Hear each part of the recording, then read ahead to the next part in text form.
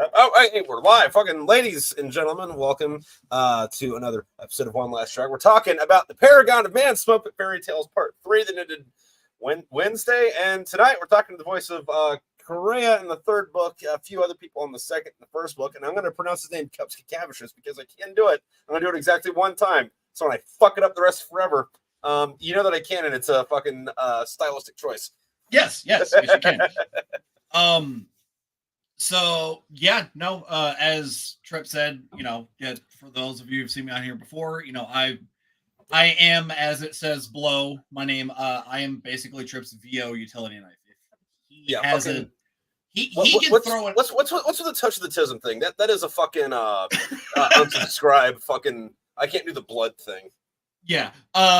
So I put that on there because of the fact that, like, before I even started listening to the Unsubscribed podcast, because specifically after the one time that me and Travis were talking, and I did a little bit of research, I was like, yeah, and the fact that they're now associating ADD and ADHD with being on the spectrum. Yeah, no, I had Travis on last night, and he was talking about it, and then, like, I refrained from saying I think that's just how boring white guys make themselves special now. But well, at least you're not cutting your dick off. Wait, yeah, not allowed to say that on YouTube.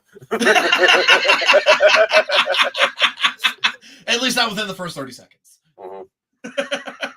But yeah, no, like, because I'm like 99% sure. Actually, when I was talking with my therapist, whenever I was seeing her, she even said I'm more than likely have ADD, ADHD because you were also like way the fuck out on the microphone, dude. Like you're kind of doing the in and out and then in and out. And in and out. How is that? Is that better? Yeah, it's a little better.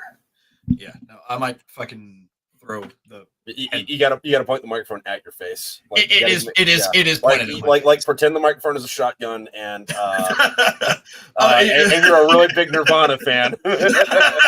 and there's only been 21 today. AKA and your wife wants a folded flag for Christmas. AKA rate my painting setup.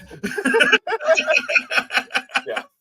But yeah, no, so yeah, I'm like, specifically also with the talking with the therapist, we confirmed that I am like a very, very good chance that I grew up with undiagnosed ADHD. Yeah, your microphone's still doing the, like, it's kind of like you're turning down the volume in the middle of sentences. It comes back at the end. Which is already dumb because, like, I've said 3 things that are going to get me canceled as soon as I blow up. They're going to come back to this one specifically. Like, Tripp doesn't like whatever we're calling trans people in fucking 5 years, or whatever we're calling people with autism in 5 years, or whatever we're calling number 23. What? How's that now? Yeah, that sounds about pretty good. Although, did you ever see that movie, The Number 23 with Jim Carrey, where he went all crazy and? Oh yeah. So is that like if there's 22 a day and then you plus one that? Is that what that movie's about? Oh my god! So if I remember correctly, I think the movie 23. It was in similar to like The Butterfly Effect. Yeah, it was one of those movies where like a lot of people didn't like it, but like if you got it, you enjoyed it. Yeah, because it was also around the same time where he made that one movie where he went and did that one like experiment for some guys where they basically Eternal Sunshine of the Spotless Mind. I haven't seen that forever. That's a really good fucking movie. It is, but it was during that phase where Jim Carrey like quit doing comedies for a while, where he was more doing like serious stuff, which was granted showed his acting range. Yeah, well, I mean, that's the thing, though, is like, I forget who was talking about it, but there was somebody that had like a big spiel about it where it's like, dude, if you want to be an actor, like, you can do 5 or 6 comedy movies, and after that, you got to switch to something else. And then they were like, well, think about this guy and this guy and this guy. And it's like, all the funny people that you like name more than 5 movies they did. Oh, dude. Yeah, that were also good. Yeah, there was, what was that one movie with Robin Williams where his son was like a straight up porn addict and like autoerotic asphyxiated himself to death? I don't think I saw that one. Dude, it was like one of the most, it was like some dark shit. I watched it. It used to be back when Netflix's streaming was just starting, so like circa 2009, 2010. Yeah.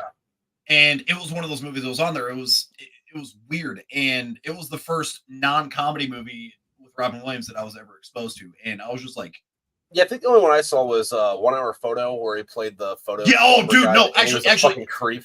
Yeah, no, that one. God, dude, no. Actually, that was the first one that I watched, but I wasn't allowed to watch it because I think when it came, I was like preteen when that came out, if I remember correctly. I can't remember exactly when that came out, but I was young.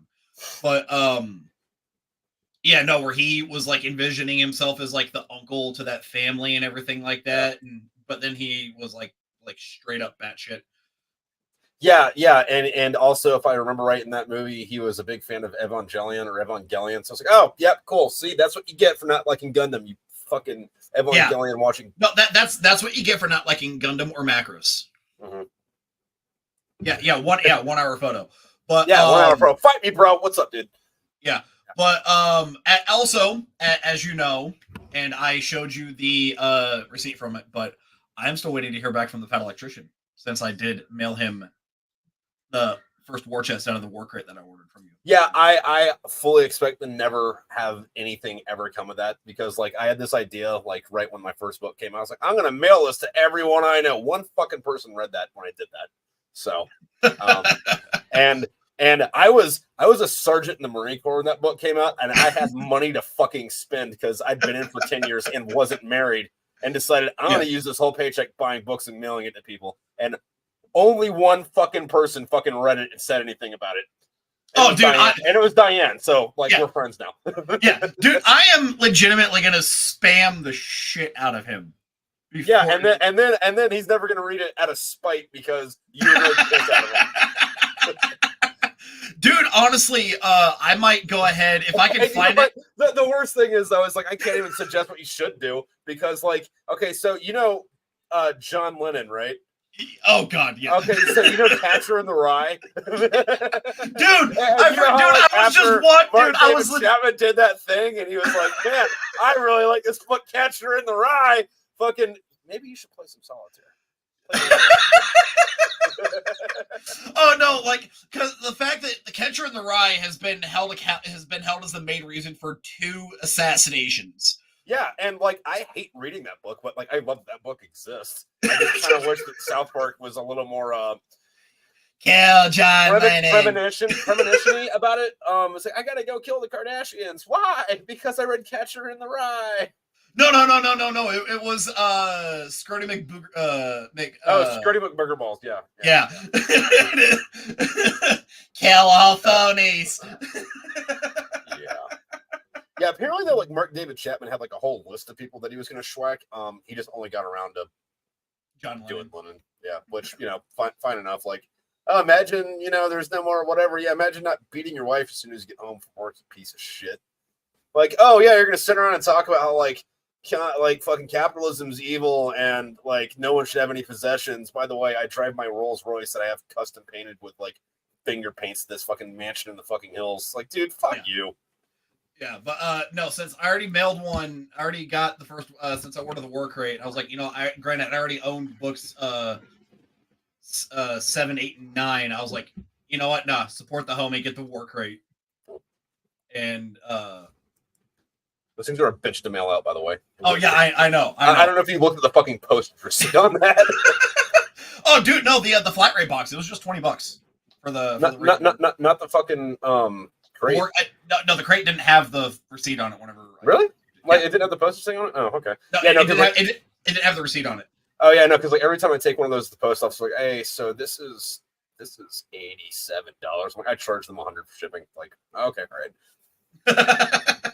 Yeah, because granted, it not be as cool, but like it technically be cheaper to just put it in the flat rate boxes, but it's still $20 to ship.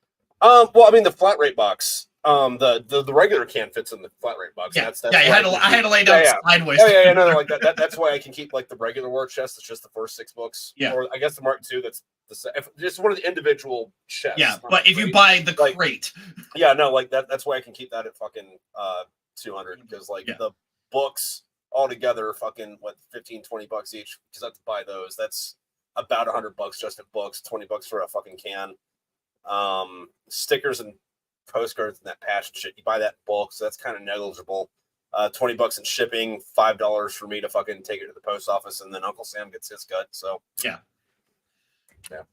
Yeah, no. But I wanted the war crate. I was like, I already have the first one. I was already planning on, because I'd already told you I was going to buy the first war chest to mail out to him or one of the other guys, and I was Yeah, no, and that's what I told you. I'm like, you sure you want to do that, man? Like, fucking, it's not gonna work. But okay, man, fucking, I gotta let you.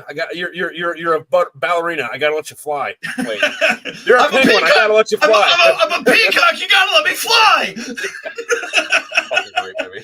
Oh, dude, like, I just love that movie. Then they're like, aim for the bushes, splat. Like the fact that they should have known that, jumping from a 10-story building to concrete. Fight me, bro. We could all spam the dude. Yes, it's not gonna work, man. Like, as much as I appreciate it, and you shouldn't do it. I don't think it'd work. I mean, it might be different. It might be different because, like, I tried that for a long time, not necessarily with the people we're talking about now. It's like, hey, pay attention to me, and they don't ever pay attention. But if it's other people doing it, like, hey, you should all go read Smoke But Fairy Tales. That's a great book. Then maybe if you hit them enough with it, then they'll be annoyed and complain about it, and then like somebody else will see that and be like, what the fuck is he complaining about? Oh, okay. And then some dude I never heard of will be like, hey, man, what's up? You know what I think would be hilarious is if somehow, one way or another, it ends up in the lap of Chris Pratt.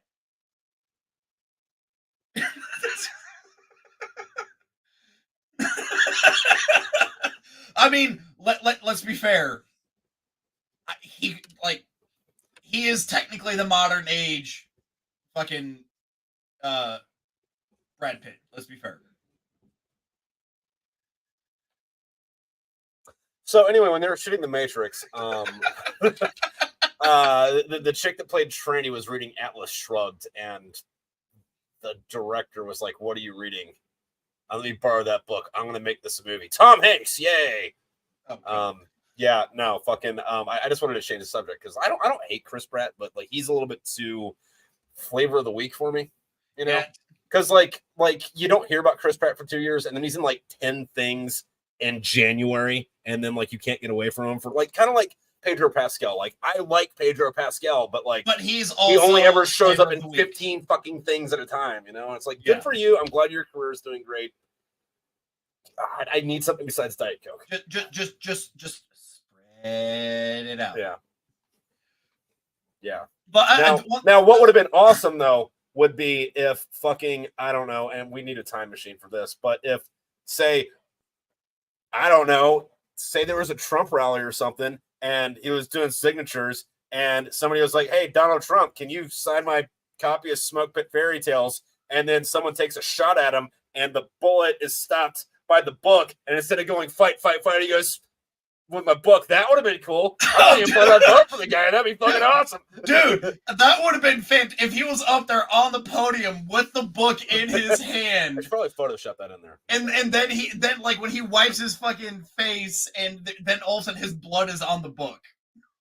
Yeah. And then fucking we need to get Kamala Harris saying, "Listen, fucking, you don't get books like this that just fall out of a tree. You are not a coconut unless you don't read this book, you dumb coconut." And then that gets the liberals on our side. and then we sneak into Mexico with 1,000 copies of this, right? And we put it in the backpacks of the little kids that are bringing fentanyl over the fucking border. So the DEA brings it up. No. You see, what we do is we go ahead, we find some, island dictator, get him to read your books, and have him buy hundreds of thousands of copies of every single book, and just where he spends all of his all the nation's money on all of the books. No. We get some mad scientist. Wait, we break into DARPA because I'm sure they're doing this. We get their human resurrection program, and then we find Hitler's remains, right? And then we have them bring Hitler back to life. And then we have Hitler go do World War II again, but instead of buying Comp and Smoke Pit Fairy Tales, so that everyone hate reads it. Because there's a huge difference between, man, that sounds like a good movie or a good book. I'm sure I'll get around to it. And like, he said fucking what? I gotta go buy that to make sure that, and like, I don't care if they fucking read it. They're just spreading quotes from it and being assholes. Exactly. Which, dude, oh my god. No. We take the time machine, right? And we go back to the Library of Alexandria. And we That's put what it burns in down, man. we put it in a fireproof box.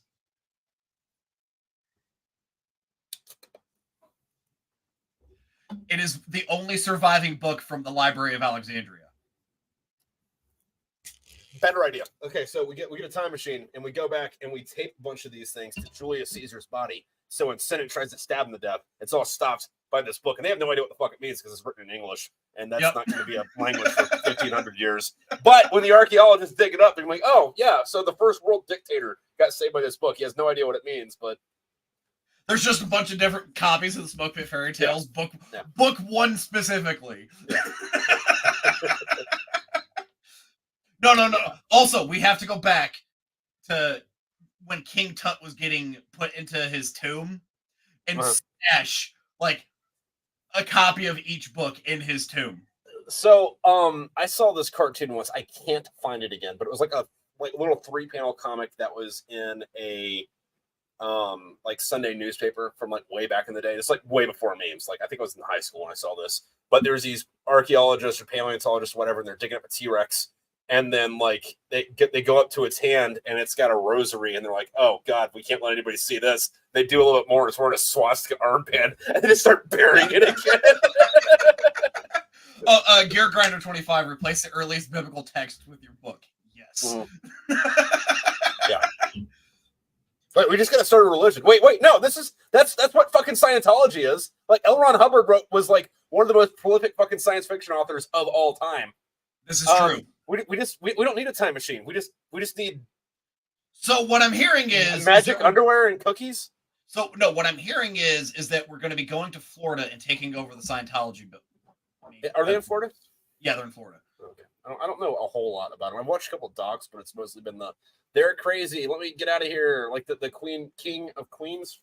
Chick. Oh, dude. What is her name? Winnie.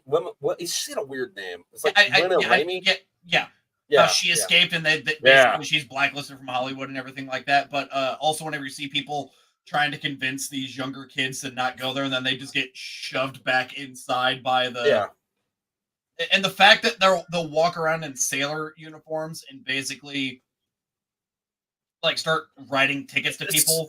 So on the sailor uniform thing, so what you're saying is like when we turn this into a religion and then turn it into a political party bent on uniparty domination of the state, that our version of the SS isn't army paramilitary, it's a naval paramilitary. So it's just like like when there's a World War III and they're like, so is like the SS like their like version of the Marines? Like no, it was their Coast Guard. Don't let the propaganda fool you.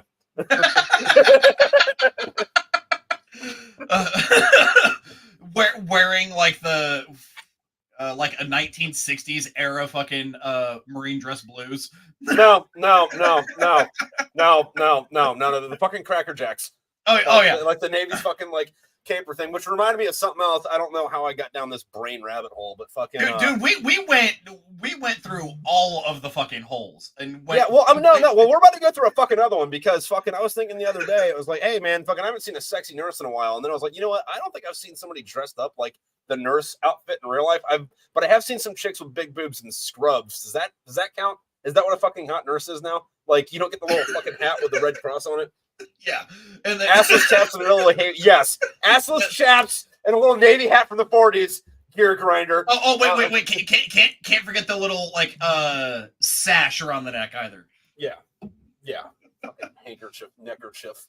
Yeah, neckerchief, going straight Village People with it. Yeah. And hey, technically, you can cover 2 parts of the Village People trip. No, we can do more than that because instead of calling it the SS, we'll call it the YMCA. Yes, and then, like that way it gets banned as a hate group. Yes, and then people are like, no, I'm going to the YMCA. Not that YMCA.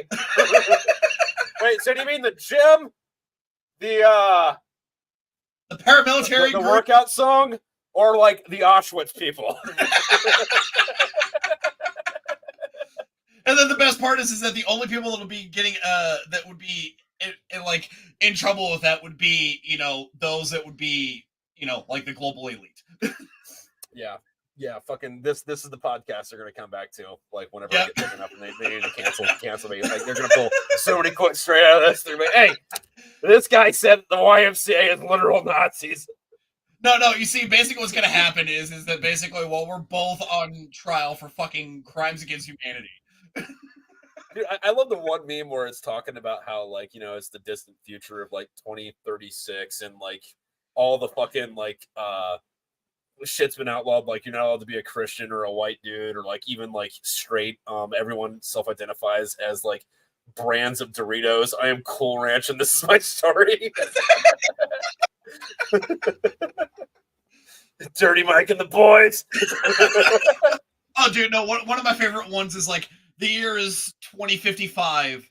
Being straight is illegal. The pronoun groups have taken over. I'm the last straight white man in the world. This is my story. What I want to know though is in that though. So you know what a dirty Sanchez is, right? Yes. Okay, so like if you're dating a German chick and instead of going across, you just do the little thing. Is that called a shitler? We've had this talk. Dear Grinder 25, I am directly threatening you with a good time. You see, Trip is the good time. Yeah.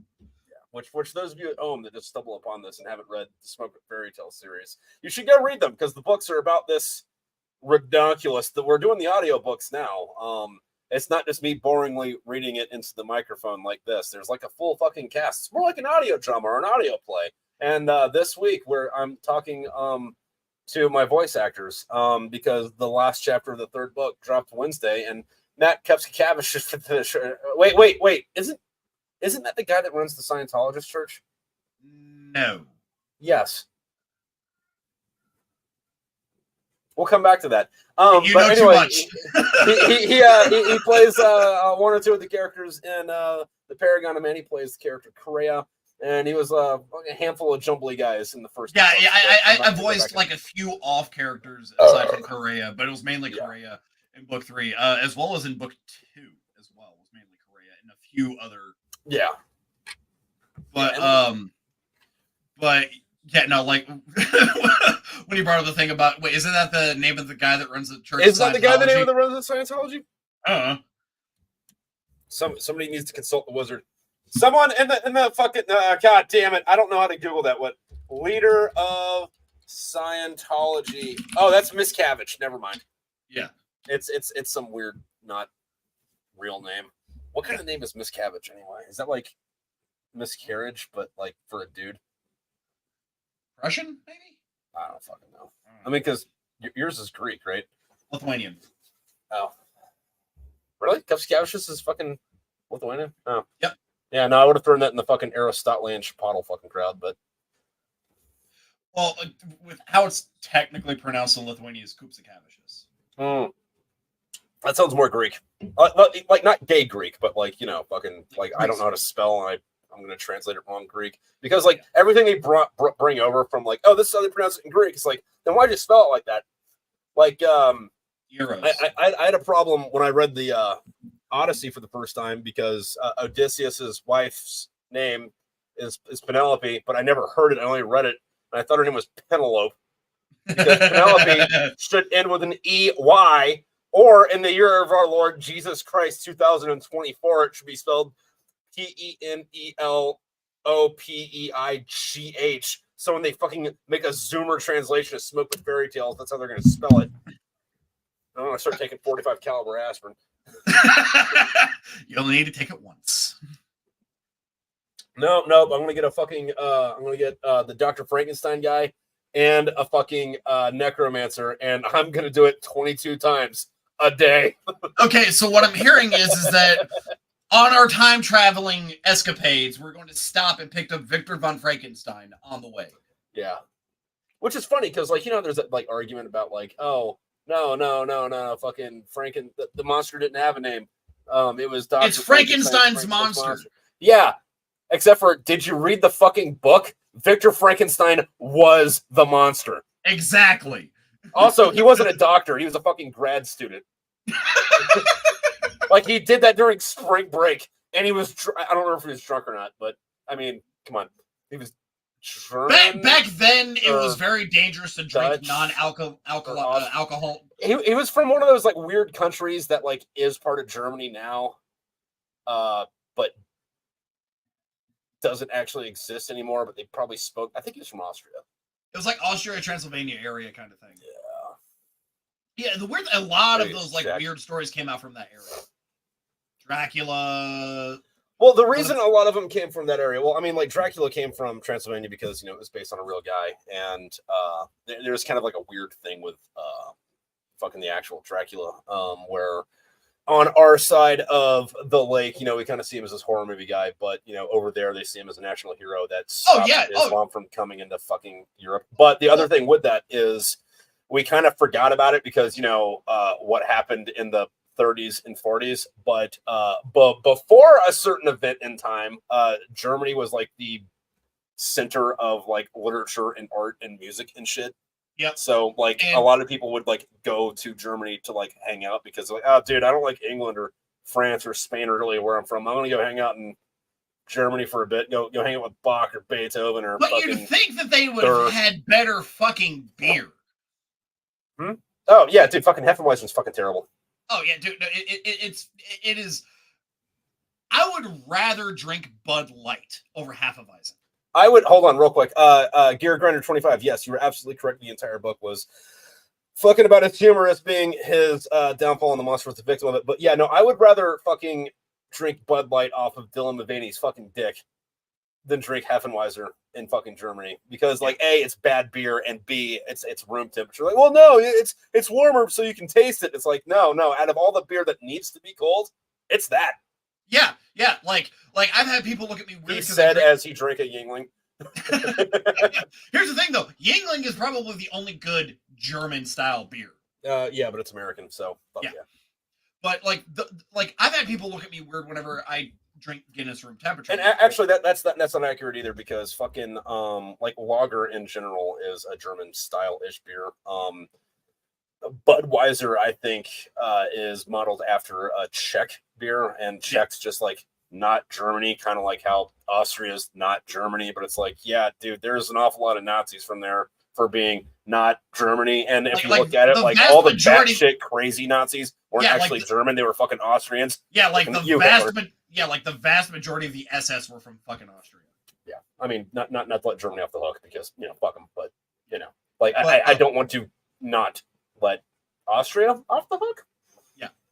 Yeah. But yeah, no, like going into that though, it was like a lot of people look at me weird when I drink Guinness warm. I'm like, well, because you're technically supposed to drink Guinness. Yeah, your microphone's doing that fucking weird thing again, man. I don't know what the fuck's going on. Also, controversial opinion, beer's always been nasty to me. It's either whiskey or the most white girl wasted mixed drinks. Okay, first off, there's nothing wrong with whiskey or white girl wasted mixed drinks. I love the fruity pink girly drinks. I also like this thing. It's called a Hulk Hogan, but it's pretty much a vodka lemonade. You put a red, white, blue popsicle in it. You rip off your shirt when you fucking drink it. But also, that's not a controversial opinion. That is preference. Yeah, 100%. It's your preference. Like, when I did drink a lot, one of my go-tos was my starter was a Long Island iced tea, which can shit out of people. But then again, it's like 9 shots of liquor and a splash of Coke. Like, what is girly about that? Yeah, but like the funniest thing is like whenever I'd go to like David Buster's or anywhere else that had a Long Island iced tea, and I'd be out with the guys and everything like that, and I'd start with Long Island. Everyone would look at me and be like, "Are you okay?" I'm like, "Yeah, this isn't. I'm starting with this. I'm gonna be getting other shit." They're like, "Yeah, are you okay?" Because most people think that if you start your night drinking a Long Island, you're going down the big depresso. Yeah, well, here's the thing about Long Island iced teas. People are like, oh, man, that's a girly drink. Why is that a girly drink? Because that's what my mom drank. Cool. Where's she? Because she's fun and you're not. Yeah. Yeah. Also, she starts a night with Long Island iced tea. Then, well, she does things you'll only do if you go to prison. So where's she at? I want to hang out with her. Oh, dude, no, it's hilarious because, like I start off with a Long Island iced tea. They start off with, like beer or whatnot. And then by the end of the night, I have drank more than them, yet I am the most sober out of everybody. Yeah. And, I'm the one that's, like hurting the fucking cats back and everything like that. Throw people I'm talking tonight. Fucking throw people off by ordering mixed drinks with Everclear and say that's your starter. Fucking dude, I have a story about that. So we were at this bar. We're up in Pennsylvania, so there are a few that you can smoke in, right? And excuse me, I'm there with my buddy and my wife's from here, and some dude shows up that, like, I guess went to fucking high school with her, and he's hanging out, and it's kind of annoying, but it's also like, all right, whatever. So eventually my wife, gets him to, fuck off, and he comes back up later, and he's kind of sloshed. Hey, we're gonna do shots, and we're all like, no, we're not doing shots. So he's like, come on, don't be a bitch. So I'm like, all right, fine. So I get up and I go to the bar with him. I'm like, hey, bartender, give me 4 shots of Jack Daniels. And this dude's like, oh my God, no, I can't do anything besides Jack Daniels. I'm, all right, man, fuck it, whatever. Hey, give me 4 shots of Everclear. Blood leaves this dude's face, and he's like, I don't know. I'm like, well, don't be a bitch, man. So he's like, all right. So he grabs these 2 Everclears. He's like, all right, so we're gonna go back to the table. He's like, no, Right 2 here. for me, 2 for you. Like, we're not. This isn't a 4-banger. This is you and me, and then you and me. So I take mine, and then he takes half of his and fucking like starts yakking, and the bouncer pulls him out. And this is a smaller fucking bar. Like, there's maybe fucking 50 people in here. So they're looking at me because I'm standing next to the commotion. So I finish the next 2 shots and then his. And then since like I'm about to fucking puke, I light a cigarette and stand there and look cool because it's all about looking cool. And as soon as eyes were off, cigarette went into a fucking shot glass. I went to the bathroom. I painted the fucking walls with fucking stomach on it. Walk back out. All right. But no one saw me puke. So I didn't puke. Yeah, your face is still like kind of paled and yeah, you wash it a little bit and pretend it's sweat, not But you miss that one bit of bile right there on the the side of your mouth. Yeah. But anyway, book 3. I would have to say, whenever I was first reading through the series, when I got to that book, I cussed you out. I was like, really? That's how the fuck you're gonna end this book? Really? Yeah, well, I mean, because the other thing though is like the first book's funny. I mean, it's got serious shit in it and it's funny. The third one, it's more serious and less humorous, but like there still are funny aspects to it. And the third one's kind of like The Empire Strikes Back. It's just like downhill the whole fucking time, and people are like, oh, this is kind of like the Odyssey, so it's gonna have a happy ending. And then like, oh, you killed Tom, Jenny, and Penelope and Hank. Where the fuck is Doc? What the fuck is the 4th book even gonna be? Yep. So. And yeah, no, and and the fact that Wanton Wednesday and I for the rest of the books, we're going to be having that death off until the very end. Yeah, and it's funny though too, because like no spoilers, anybody listening at home, we're not spoiling anything, so you don't have to worry about it. But we got the voice work done for the 4th book. I'm about a quarter of the way through fucking editing it, and it's also, I don't want to say it's a pain in the ass, but it's like I think I uploaded the 15th chapter to fucking Patreon today, and that's about a quarter of the way through the book. Yeah, the 4th book is the 4th book's longer than fuck. Yeah, the 4th book is the longest book in the fucking series. Yeah, so people have been like, what's taking the 4th book so long? It's long, man. Shit. Yeah, and then that's also the only time I dropped the ball of getting lines to you, but then again, I also had, some personal shit going on. Well, there was like 70 fucking voices on that, so I think there's like the fucking credits list is fucking huge for the 4th book. But that comes out like what first chapter fucking hits next Wednesday. So I think so, yeah. But no, I just love, like, I'm gonna say this. I think that my death scream is better than his. Yeah, well, we'll let the audience decide that sometime next year. We'll have this conversation again in the year because I think the last chapter should hit YouTube in June. It's long. Yeah. So those of you that are here, whenever the 4th audiobook is finished, they can remember this. Yeah. Write it down. No, they need to go to Twitter and tweet at the fat electrician. Why aren't you in this live stream, you fat bitch? Yes, dude.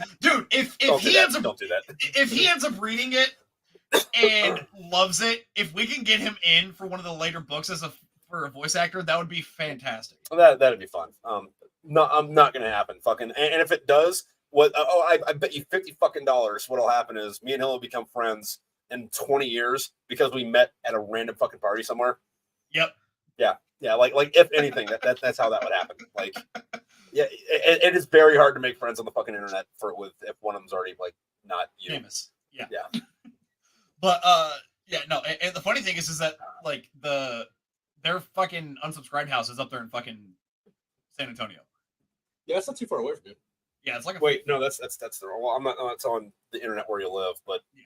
It's somewhere between Texas and Texas. Yeah. it's almost like, hey, it's in Houston. Neat. I'm pretty sure Houston's bigger than Massachusetts. Only on paper. That's what that means. but yeah, no, like, so like it would not be, it'd be like a weekend trip for me. You know, to get there, spend some time there, and then drive back. So I'm, you know, not dragging. Tie him up in the basement, put him in the well, fucking make a couple inches on the skin.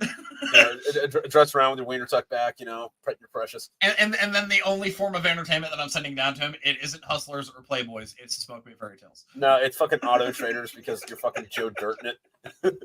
Joe Dirt. Auto Traders. Puts the looser on the basket. It puts the Joe Dirt in the hole. Yeah, they're just going to be getting Auto Traders and Smoke Me Fairy Tales. Nothing else. Whoever did the voice for the old man with the nuke killed it, and I'm pretty sure I've heard him somewhere before. Laugh my ass off. No, that was God. What is Steve's name?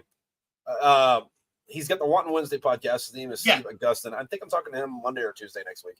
But yeah, he's good. I'm glad we fucking Instagram friended it. I'm just saying this. I want to have the chance to play a crazy character in one of these books. Oh, there's plenty of them, you know. Yeah, yes, I know.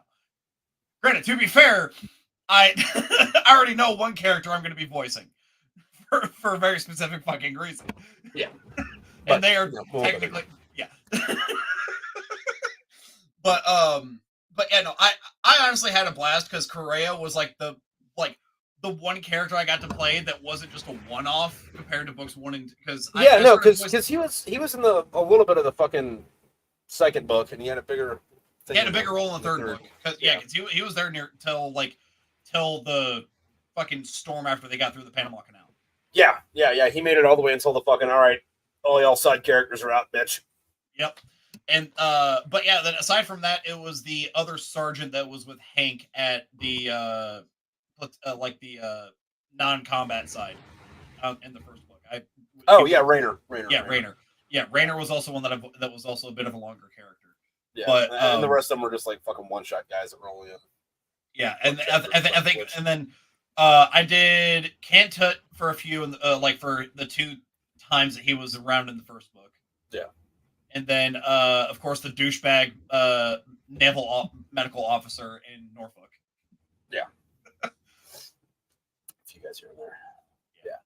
Yeah, no, but like fucking I don't know, that was the thing, because like there's, I don't know, because I'm my headspace, I'm still in the 4th book because that's what I'm in the balls for now, but like I'm trying to go back to the 3rd for these fucking podcasts. There wasn't a whole lot of fucking different voice actors in the 3rd one, like just because there wasn't a whole lot of different characters. Well, there wasn't a lot of characters that had voice lines. Yeah, I mean there was a lot of people around in certain scenes.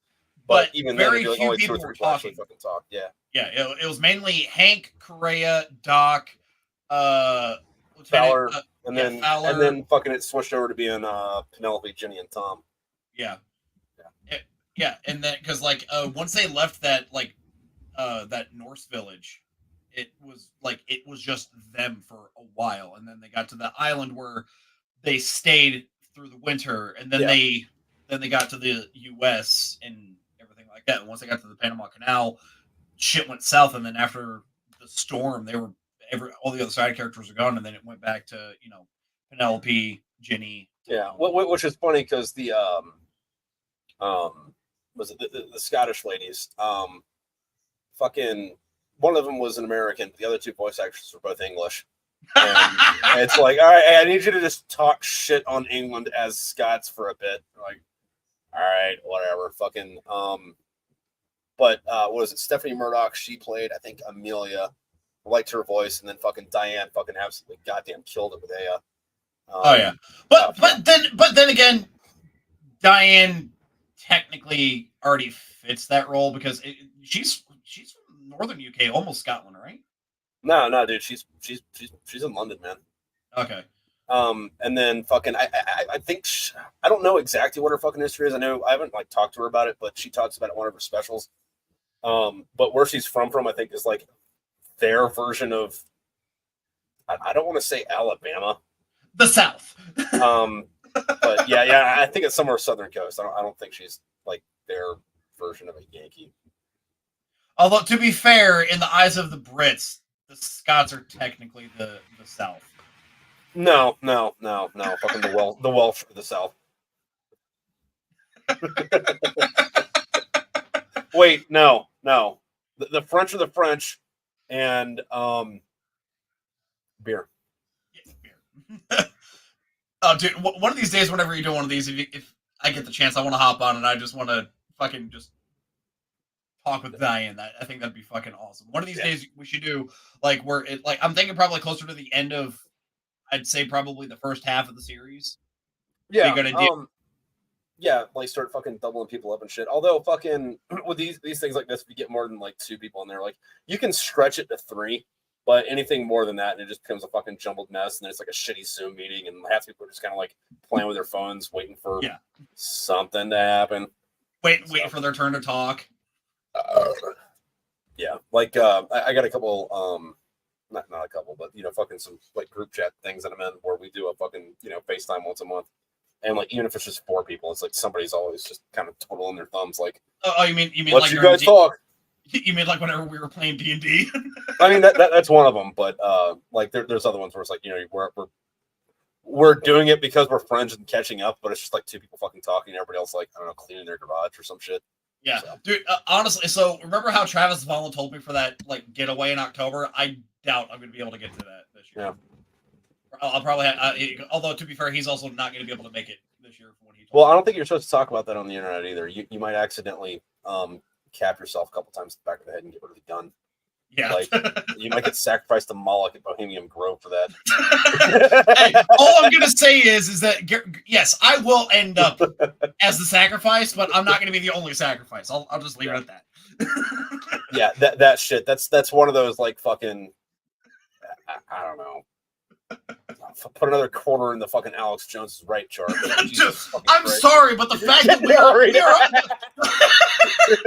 but I'm sorry, but the fact that we are on jar 5 for Alex Jones was right. Yeah, I had to go back to the swear jar because fucking I swear less than he's fucking right. So yeah, no. Here's the thing. I started off with a dollar every time Alex Jones was right. A quarter. I'm down to fucking pennies, and I'm still filling up fucking jars. Yeah, and I hate those like fucking stupid social media challenges where if you put a penny in your jar a day and you double it every day, you'll have $1 million in a couple weeks. Like, yeah, but I ran out of pennies. Like, where do I get more pennies? And they're like, well, you don't see crackheads saying, "Well, I can't find crack today. I'm gonna go get it. So you better grind." It's like, listen, I'm not stealing a catalytic converter for a fucking sandwich. Like, I'm not quite there yet. All right. Oh, yeah, that one that's like, oh yeah, if you put $5 away every week for a year, you're gonna have a few $100,000 by the end of the year. No, that's not how that works. That actually the math adds up, but I got to get the dollar in the first place. Yeah, but because they weren't saying double it in their fucking name, they were saying just put $5 away every week. I'm like, that's just $5 times 52. That doesn't. So that's like 200. That's $200. Yeah. A year. Yeah, like $260 a year that you're putting away that could go to your gas tank or Yeah. Anyway, speaking of getting Hillaried, if I wasn't married, I would be fucking on an active campaign to fucking marry Chelsea Clinton because I want into the Illuminati, and like that seems like a good way to do it. I mean, it'd get your books popular. Yeah. Yeah, and like all of Trump's kids are fucking taken. So like, well, wait, Tiffany's not, is she? I don't fucking know. I don't know. She's kind of like the redheaded stepchild. I don't fucking know. Wait, is Chelsea Clinton married? She's got to be married. She's like 40. Yeah. Yeah. With those horse teeth. Reminds me of people about avocado toast for Starbucks. Sure, you probably shouldn't constantly get it, but like, I ain't getting Tahiti vacay anytime soon. Oh, dude, no, I love the fucking math on this because it's like, so if you get avocado toast and fucking whatever the main thing is at Starbucks every day, that ends up being about $500 a year. So if you don't get avocado toast or Starbucks for a decade, that's not enough for a down payment on a house. Get a new argument. Yeah. No, it was like 10K over the year or some shit like that. Yeah. It was like, there's no way I spent a quarter of my annual fucking earnings on that. But then, yeah, because I know for a fact that I spent more than a quarter of it on my fucking mortgage, and then more than another half of it like on my car payment, and then a lot of it on insurance, and then I think I bought food and utilities. Yeah. And then I just barely had enough to get smokes. Yeah, no, like fucking the people that make that fucking argument are the same kind of people that are like, when you're talking about something that you're doing, right? Whether it be an art project or writing a book or fixing your house or sending your kid to school, they're you know what you should do, people, and they're trying to give you like good advice because they think they're fucking smart, but like they've never done any of that fucking shit. But you know what you should do, because I had the idea that you should do it. Do the thing. So you mean the people who have never had to financially struggle at all in their life? life? Yeah. And you should do this instead of that. And it's like, yeah, let me take your word for that, buddy. Yeah, and dude, that's the one thing I have to deal with where I'm at down here, because like a lot of folks like, have you ever seen someone who came from poverty that once they got money, they forgot what it's like to be fucking poor? Yeah, they're called staff non-commissioned officers. Yeah. That was a military joke for anybody that let's hear for that. Yeah, no, they're all people with like a second house or some shit, or that they fucking their parents or grandparents or whoever fucking gave them the money for. Which fucking, that's another fucking double-edged sword though, right? Because it's like, on one hand, you want to complain about those people that their parents gave them a lot of money, but then on the other hand, it's like fucking the other thing in America anyway is like, no, fuck you kids, go earn that yourself. And it's like, wait, so you're not passing down any of your stuff to your kids? Why isn't there any generational wealth in this country again? Oh, it's because people aren't doing that. Okay, all right. But, and the 5 people that did do it like want to be assholes about it. Yeah, no, and the biggest thing is like, so I forgot what it was, but apparently like the whole buying a house, the American dream kind of thing was, one of the things that people were saying was it was started by the big banks and shit. But and then at the same time, like, well, maybe because people were tired of living in boarding houses. Yeah. Well, that and like fucking. So there's a 2-parter on this one. One of them is like, I absolutely fucking hate it when people are like, oh yeah, you just want to get back to the 50s because there's segregation or whatever. It's like, no, I want to get back to the 50s because I could buy a house working at Dairy Queen 3 days a week. And a car, and a brand new car, and put my kids through college. But also, like, fucking, if you adjust for inflation, like, shit was fucking cheaper. A, shit was cheaper back then. B, the dollar was worth more. Like, fucking, what is it? The minimum wage argument is fucking stupid on all ends, because, like, when that first came out, like, adjusted for inflation, I think it was like 25 or 26 fucking dollars an hour, which is what that was back then. So, like, it should keep up with that, but can't fucking tell people that. Well, that and the biggest thing with that too is that like the perfect example is that like minimum wage has not kept up with the cost of living. No. Period. No. Because technically, for what minimum wage should be at to keep up with the cost of living, especially today, should be like $40-something a fucking hour right now. No, dude, and I love the fucking other argument with that though too. It's like, well, if we paid everybody this much, they couldn't have that many employees. And I'm hearing somebody say that while someone else, while the bagger at the grocery store person is putting cans on top of my eggs, and it's like, all right, yeah, no, fire these people.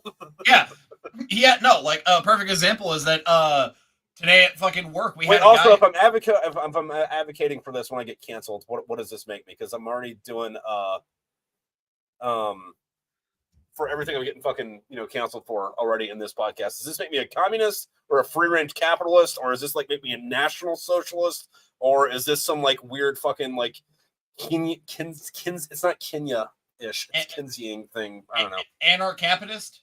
Something like that. But I mean, not quite. Not quite, because if I'm advocating for a fucking that, then I think that makes me like what Democrats were right after they got rid of slaves. It's like an FDR Democrat. Although, to be fair, FDR was a piece of shit. Yeah. Hands down, worst president we've ever had. No, he's not. Top 5. No. Fucking, I think Andrew Johnson was probably the worst one. The guy that fucked up. Fucking, he was Lincoln's vice president. And he fucked up the rebuilding after the Civil War. Yeah. He was like, oh yeah, Jim Crow. That sounds like a great idea. Yeah, sure, let's do that. Yeah, that guy was bad. Pat Buchanan was also pretty bad. Woodrow Wilson is probably the fucking worst. Like everything that's wrong with America right now, it's almost that guy's fault. All of it. But Woodrow Wilson was also just a terrible person in general. Yeah. Like, I don't see how the fuck he got elected. Also, wasn't he the one that was like super fucking fat and had to like literally get craned into the fucking tub? That much of it was a myth, but you're thinking, or was that Taft? Yeah, I was gonna say, or was that Taft? Although I have to say that it also doesn't help that I heard it when I was listening to the Unsubscribed podcast, but fucking Teddy Roosevelt, honestly, the most gangster fucking president we've ever had, has someone try to assassinate him mid-speech, goes down there and fucking stabs the man with his fucking Bowie knife he had on his belt, got back up and continued his fucking speech. Yeah, no, I would revert to fucking Jackson with that, who had a guy shoot at him and then he beat him to death with his walking cane because he was old and needed a cane, and then beat the guy to death. Although to be fair, he also was like routinely known for dueling people. Yeah, and then like fucking since we're already doing the fucking getting canceled, let's go through this one here too. Well, okay, so everyone always gets mad at him for like banging his slaves. Were they hot? Can't ask that question on the internet. You'll get canceled. You're not even looking at the camera. You're like, fuck, I am in the screen when he said that. I mean, God damn it. to be fair, we're both already getting canceled for book one. Let's be fair. Yeah. You know exactly what chapter I'm talking about. All of them. I was talking mainly waltzing with no one cares. Tarantino does it all the time. That's a fair fucking point. If Tarantino can get away with it, we can get away with it. The fact that I was also voicing Hispanic Heinz 47 American. Yeah, fucking. The other thing though is like fucking. I don't think I do the foot job thing. I don't think anybody has a foot job anywhere in the series. I don't think they did. Oh no! Later in the series. Foot jobs? Yeah. Oh. All right. Yeah, it was. I think it was the neck. I think book 4. It happened. No, there's a lot of foot rubbing, but there's not like No. During the poker scene. Foot dongs. Oh. No, I don't think there's feet involved with that. No. I'm pretty sure one of them was. No, there's not. I'm fucking just looking at it the other day. Okay. Also, there is no poker scene in the 4th book. You have no idea what I'm talking about. But yeah, no, I will say that I did like how book 3 being, spoiler for if you guys did fucking notice, book 3 was based off the fucking Odyssey. Yeah. Odysseus' yeah, to anybody who didn't get the 2nd book was the fucking Iliad. And the 1st book was the fucking Epics of Gilgamesh. Anyway, yeah. But yeah, no, I did like how the story went. I like I told you this before. I like how your first 3 books are basically retellings of classic fucking stories. Yeah. Modernized in a way that actually fucking works. Instead of just fucking updating the language for it, I guess. Yeah, updating the language and the setting, but keeping the same fucking characters. Yeah. And not making like modernized settings that are different but the same. Yeah. Because like there's so many places that retell the stories. Like, granted, I'll give him this: the fucking Romeo and Juliet with fucking John Leguizamo. Yeah, that was great.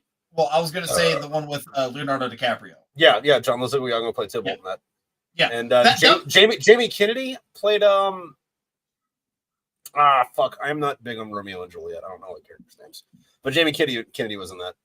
Yeah, but no, and then if I remember correctly, the chick that played Juliet was also the same chick that was in that movie where she was the star that fell out of the sky. Yeah. So there's 2 other ones that I think are fucking great for anybody that's into Shakespeare that wants to get an adaptation of something that's not quite the original, but changes it just enough. And both of these are Macbeth. And one of them is called Throne of Blood. It's a 50s movie by Akira Kurosawa. So it's going to be in black and white and in Japanese, but it's Macbeth fantastic with samurai. I've seen it. It is really good. The other one is called Scotland, PA, and Andy Dick is one of the bad guys in it, and Lady Macbeth, which is hilarious. And Lady Macbeth is the chick from Dogma that looks like Catherine Zeta-Jones but isn't. But the plot is, very similar to Macbeth, except for instead of it being, royalty in Scotland, it's a fast food place in bumfuck nowhere, Pennsylvania, and they have the first drive-through. And then, like, instead of stabbing the king to death, they have an accident where they stick his head in the fryolator. Nice. But no, then I would have to say that one of my favorite Shakespeare play to movie adaptations was Henry V. That was good, but also Hamlet with Arnold Schwarzenegger. That was probably the best. Yeah. Although to be fair, like on a non-satirical note, fucking Mel Gibson did a really good job with Hamlet. So. Oh yeah. Oh yeah. No. Like honestly, like a lot of people say that their favorite Mel Gibson movie is Road Warrior. Road Warrior, Patriot, Lethal Weapon. Patriot's a fucking good one. And then I want to see a recut of The Patriot where it's the exact same movie, but they use the only thing they changed is the soundtrack, and they use the Lethal Weapon soundtrack. So every time fucking Francis Marion fucking kills somebody, they have a saxophone playing in the background. But yeah, I don't know why I cannot remember the fucking name of the movie where he played William Wallace. Braveheart, fucking terrible fucking movie. I remember liking that as like a kid because it's like, oh look, there's a lot of violence in this and it's great and it's all big and dramatic. And then like you read about like what's wrong with it, you're like, that doesn't bother me too much. And then you like watch it again when you're 30 and you're like, oh, they could have like tried to actually make a movie out of this. That'd have been neat. Yeah, but no, like I honestly think that my favorite role that Mel Gibson ever played was in Hamlet. That was good. He Glenn Close was fucking Lady Hamlet in that, or Gertrude. Yeah. Dude, and Helena Bonham Carter was like fucking 12 years old playing Ophelia in that. Fucking dude, that movie had a great cast. Oh, dude, it was fantastic, and it also showed Mel's acting range instead of just crazy Mel. Yeah, I mean that goes back to like the movie number 23 or fucking the Butterfly Effect. Yeah, or the Butterfly Effect with the guy that plays Kelso in that 70s show. Ashton Kutcher, where it's like everything else then he's a big dumb idiot. So you think he's a big dumb idiot in real life, and then like you see him in a movie that's not. You're like, oh, you're not a big dumb idiot. You can't act. You just paycheck is over there. Okay, got it. I respect your fucking movie making decisions because I want a house like that. And if I feel, for 20 years. Also, like with Eddie Murphy, like the few times that he's done serious roles, you're like, holy shit. What's he done a serious role in? I can't remember but he's done a few where it's not like haha funny shit. Well, even though it's stuff that's like not haha funny, like say The Golden Child, right? Yeah. Where that's more of an action movie than a comedy. He's still the funny guy in it. But yeah, that was before he like went way off the fucking edge with the Dr. Dolittle shit. Was it Dr. Dolittle or was it the Nutty Professor where there was like 14 of them and he played every different character in fat suits? Think that was the Nutty Professor. Okay. Yeah, but both those movies were 50s or 60s movies that got remade. That's the other thing though, is like, excuse me. Everybody complains about fucking like, oh, all they're doing is remaking movies now, and it's like, well, if you look at it, it's kind of always been like that. Excuse me.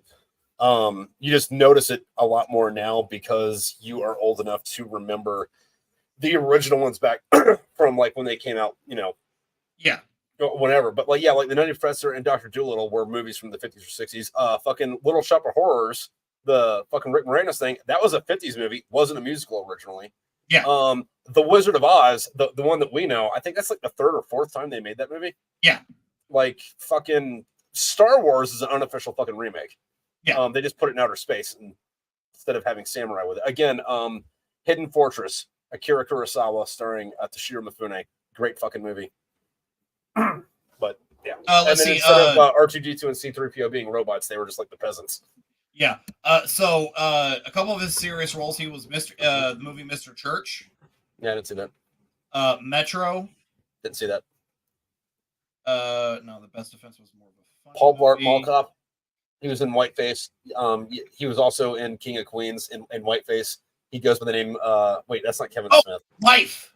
Where they were. Dude, Life was a good movie. Dude, but Life was a fucking amazing movie, but it was funny. So there were some funny. There was sort of like haha because also Martin Lawrence was in there with him. Well, I mean, Martin Lawrence fucking kicked ass too. Like that whole movie was fucking awesome. I love how the end. It's like, oh, they did get away. They're at a baseball game. Look at them having fun. Yeah. Yeah. He was also in Dreamgirls. I didn't see that.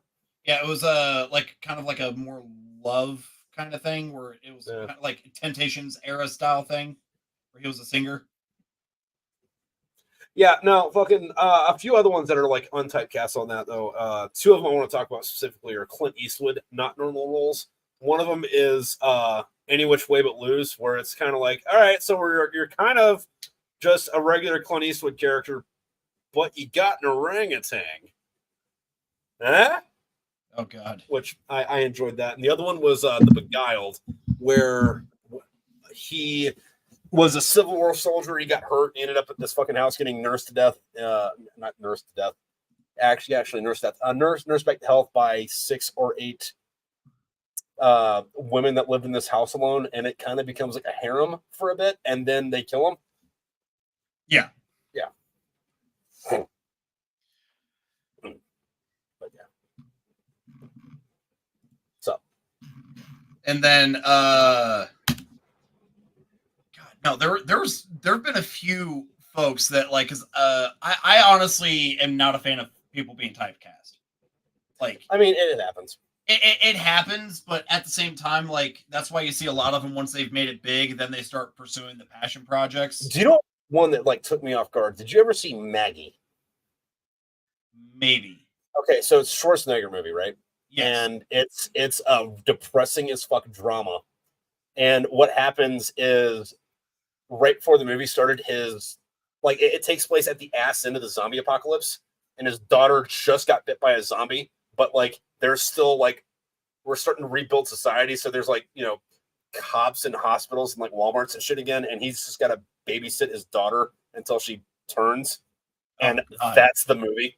Oh, and like, God. I heard about it. I'm like, okay, cool. So does he like kill a bunch of zombies? No, he just sits in his living room and be's depressed for fucking 2 hours, and it's fucking great. And it's like, oh, Schwarzenegger can act. He just, you know, likes to break skulls. Yeah, instead. no. You see that goes into a conversation I was just having with somebody the other day. Is like too many movies and TV series nowadays.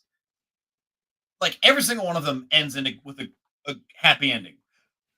In my personal opinion, there's not enough media out there that ends where it's not sunshine and rainbows. Yeah, the only thing I can really think about that like ends not fucking good is like 1984 is like the best example of that, because like at the end, like the bad guys fucking won, and there's no fucking two ways about that one. Yeah. Unless you read it as Hillary Clinton, in which case you took the wrong examples from it, and you know. Yeah. Whatever. Well, and speaking of which, the fact that book was written as satire. Yeah. And it's now being proven as that it's not satire, which is like what's even worse is fucking George Orwell was a fucking like was a hardline socialist, and he's like, yeah, no, but like, listen, I'm a hardline socialist, but like there's a fucking line, and you guys can't be crossing that line. Stop. Oh, you know for a fact he's rolling in his fucking grave, just straight up alligator fucking death roll. Yeah. Just like the founding fathers. Yeah. Oh, another stop we have to make out of time traveling. What's up? Fucking bring like modern fucking like media about what's going on to drop off with Orwell. And then see, I was thinking taking my iPhone and just taking a selfie with me and John Wilkes Booth, like mid shot of Lincoln. Yeah. Stopping and giving the fucking Continental Standing Army of fucking Like, no, but once you fuck that up, though, I'm gonna go back to stop Lincoln from being assassinated. So you beat up John Wilkes Booth, and then like they're like, "What were you doing?" It's, "Oh, he's about to assassinate the president." "Oh, thank you, citizen." And then you go to grab John Wilkes Booth's gun, but like the dude, like fucking goddamn, like General Grant, like pats your shoulder, so you drop the gun and it goes off and kills Lincoln anyway, because like the timeline will not be fucked with. But no, but then we stop with the founding fathers and drop them off just like 2 pallets of M4s, like 10 pallets of ammo. Yeah, and that's been a thing. There's 3 things to that. The first one I was gonna say is also a book called Sons of the South, where South African eco-terrorists went back and gave Robert E. Lee AK-47s and the plans on how to do them. And since Robert E. Lee was an engineer before he was in the army, like he could just make more of them. And that was a thing. The second one is an anime called Gate, yeah, which is exactly what we're talking about. And the third one's a Tony Shiba fucking film called GI Samurai, which is just Gate, but it's an 80s Japanese movie, and everyone's chain smoking the whole time. But there's a scene where he's teaching a fucking samurai how to use a fucking 50 cal, and then teaches them how to smoke cigarettes. And then that samurai shoots a 50 cal and smokes cigarettes, and it's fucking legit. Well, I was gonna say, but we also need to drop off with like 3 squads of Marines during the Revolutionary War. Yeah, but then they'd sneeze on somebody, and then everyone would get fucking like super AIDS. Yeah, they just exchange cholera and COVID. Where it's like if you're in the time period, this isn't that bad, but like you're not immune to cholera, man. And those guys back then, they're not immune to fucking COVID, dude. Just like sneeze at shoe, and then you come back to the future, and Ned Flanders is God, not the president, but fucking God. Yeah. It's Yeah, no, and then you and I have talked about this before, but if I could go back to any point in time, just go back to the Wild West with a modern weapon, but being able to go back and forth to get more ammo, but just go back and become like the most notorious bounty hunter ever. Until you fucking nicked your hand the wrong way, and then you realize that penicillin's not a thing. I'm allergic to penicillin. And then you get gangrene and die. Yeah. But no, you could go back and forth between that time and this. Until you go back to like get a beer at the fucking like local cat house, and you stick your dick in the wrong thing, and you're like, oh, okay, so I can't take penicillin and get rid of this, and you get gangrene on your dick and you fucking die. But like just go back for like a few months and do nothing but like bounty hunt, and then whenever you're sleeping, just come back to modern time to sleep and eat and everything like that. And you always just until you bounty hunt the rusty knife guy and you get nicked. And then you realize back in the day there's no cure for lockjaw. And you fucking die.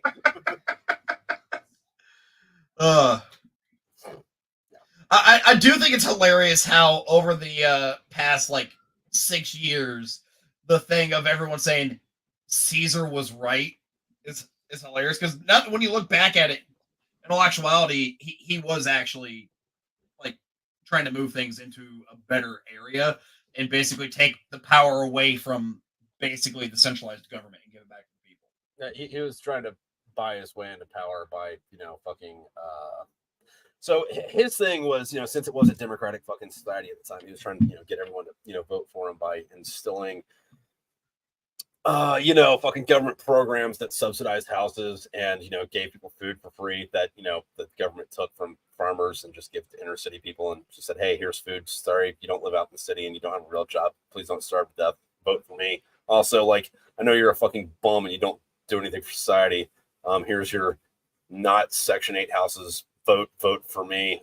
Yeah, dude, no, like Julius Caesar was fucking Bernie Sanders if Bernie Sanders like knew what a gun was. who you're thinking about is Sulla. Bernie Sanders if he wasn't afraid of a fire. Anyway, fucking what you want, what you really want was this guy named Sulla.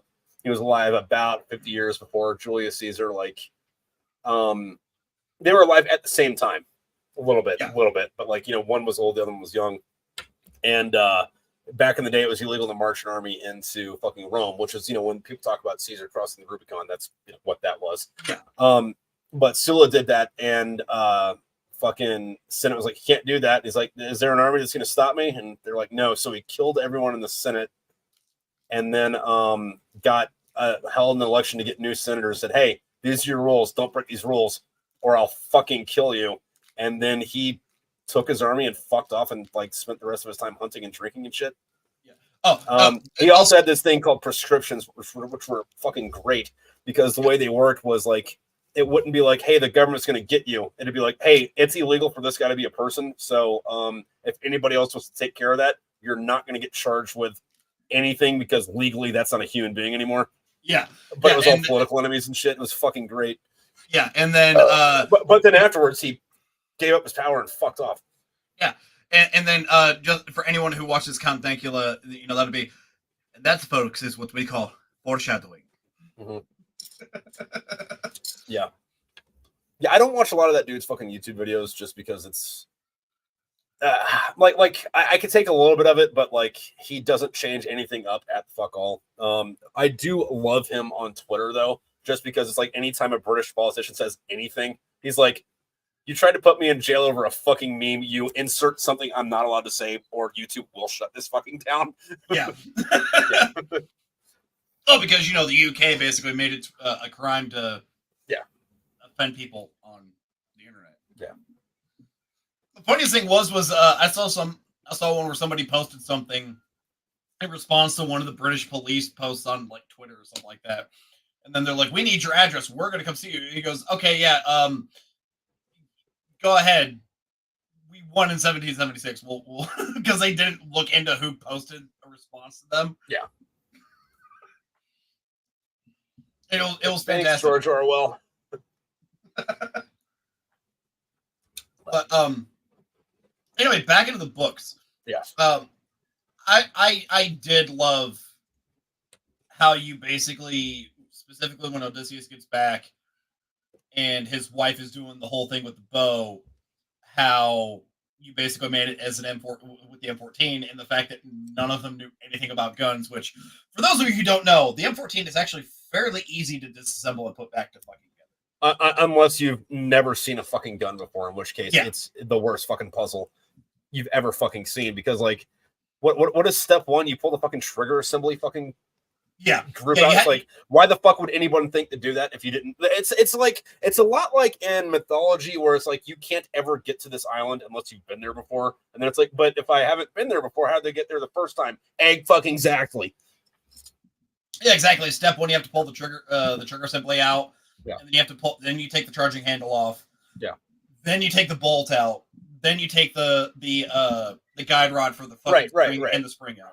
Right, because like in the Odyssey, fucking his bow was so put heavy. The bow together. No, yeah, but putting it together wasn't a feat of strength, and everyone thought it was a feat drawing of strength. The bow. It's drawing it, was a bitch, but bowing it or stringing it wasn't a feat of strength. It was a matter of skill or intelligence, not strength. Which, if you look at the Odyssey, fucking Odysseus isn't the biggest, strongest dude around. He's just a crafty little fucker. Yeah. But then it was also drawing the bow and shooting it fucking accurately. Yeah. The issue, because there were a few people who were actually able to string it. They just couldn't fucking draw it. No one strung it. Why do I remember one where somebody was able to string it? I guess it was a different telling of the story. Yeah, can't tell you, but yeah, because back then everyone else is like, well, we can't do it, so let's just decide amongst ourselves who did do it and say, yeah, we won. And then Odysseus is like, he was disguised as an old man, so he was stuttering. Yeah, he's like, I haven't had my turn.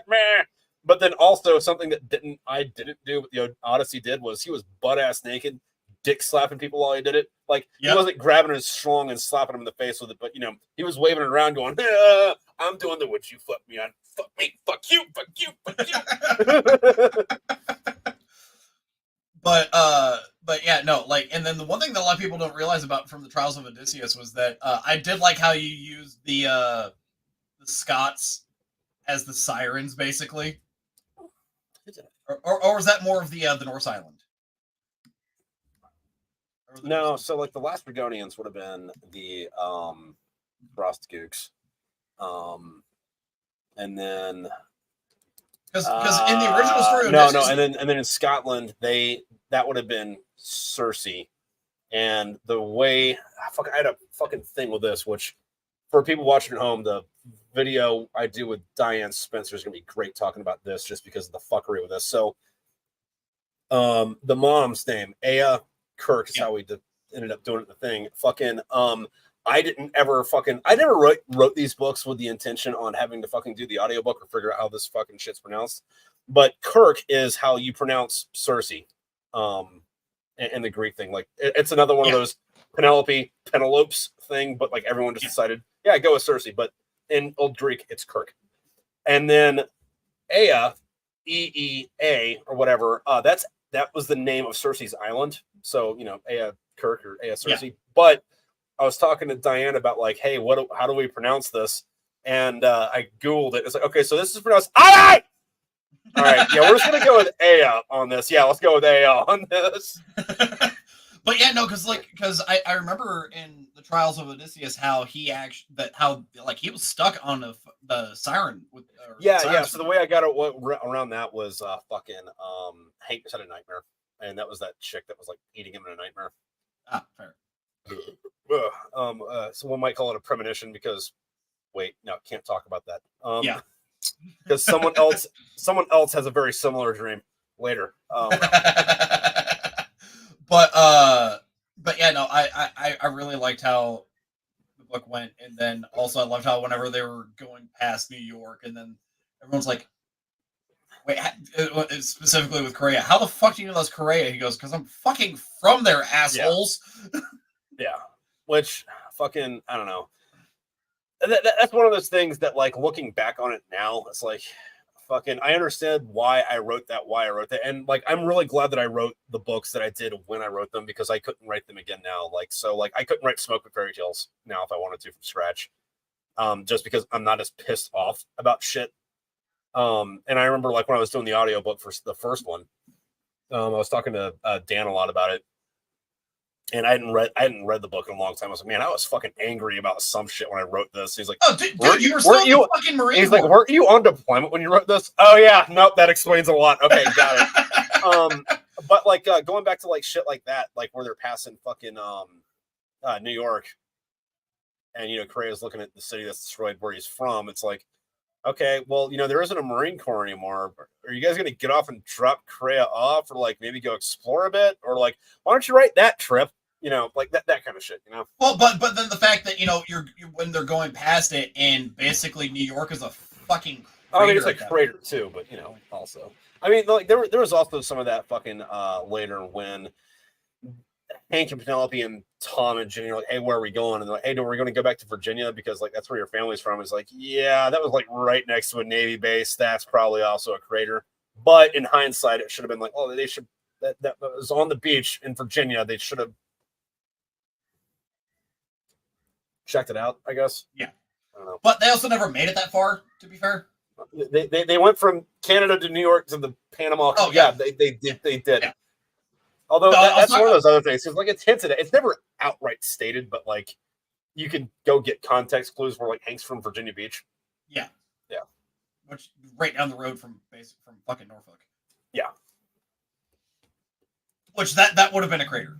The fact that Norfolk is like the fact that Norfolk. Well, I mean, you got the naval shipyard there. You got NAS Oceana. You got Dam Neck, Little Creek. Fucking. It's like one of the main hubs for all four fucking branches. Yeah, well, that's where like Big Navy is. Like Big Navy is in Norfolk and in San Diego. Yeah, so it's those two cities specifically, and then San Diego was also fucking nuked. Yeah. Yeah, it was like all of the major cities were nuked, except for Vegas.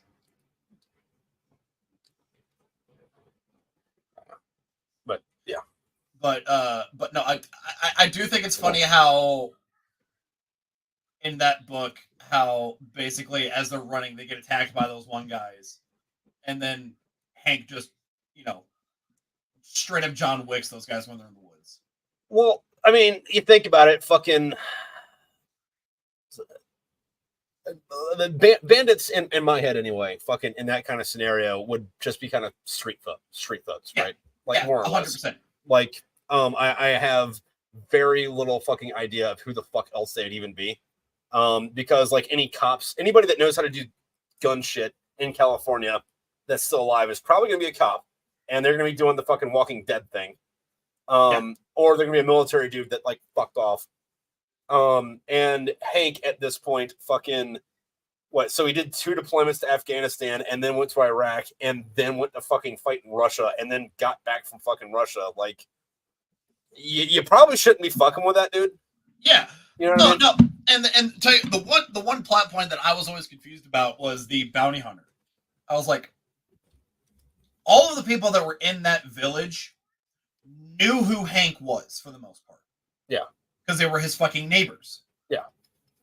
Like, and he gets back and is basically hearing these guys talking about how they're basically just going to take his wife and his home. And he's pissed. And also, if I'm not mistaken, weren't Penelope's parents there too? No, they fucked up north. That's right. Or something. Yeah, spoilers. No spoilers. But the fact that, they're pissed that Hank basically took out the main thugs in their fucking town that were not doing anything. See, that's something that I think that's you're not putting things in perspective on things though, because it's like imagine your brother's a fucking dumb shit asshole that like needs to be shot in the face, and someone shoots him in the face. Well, you don't think, hey, this idiot got shot in the face. You think, hey, someone just shot my brother. Yeah. Like that's one of the fucking things that like a lot of people think it's their fucking heads. I mean, not people that were down there, but like, fucking people on this side of the fucking, like the guys that would have punched their drill instructor don't fucking get this. Oh yeah.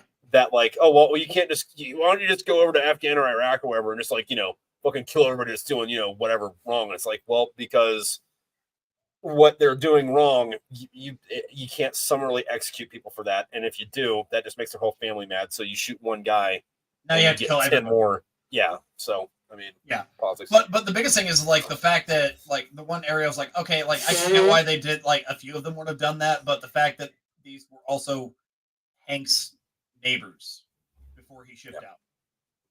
Some of them were. Yeah, some of them were. But to be fair, also it pushed the point along. Yeah, it made a plot point. And he'd been gone for a few fucking years, and he'd been gone for they weren't like living like in a neighborhood. They were living like kind of out in the, not quite out in the sticks, but like out in the sticks as much as you can get in that fucking area. Yeah. So, like by neighbors, it's like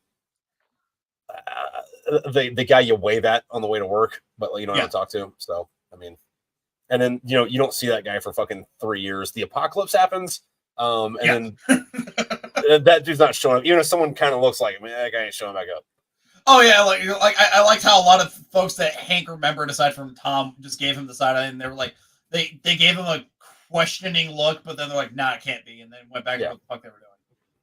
Yeah. And then I loved how when Hank walked into Tom and everything like that, he's talking to him and he just tosses him his fucking blouse. He goes, no. Yeah. and he's like, hi.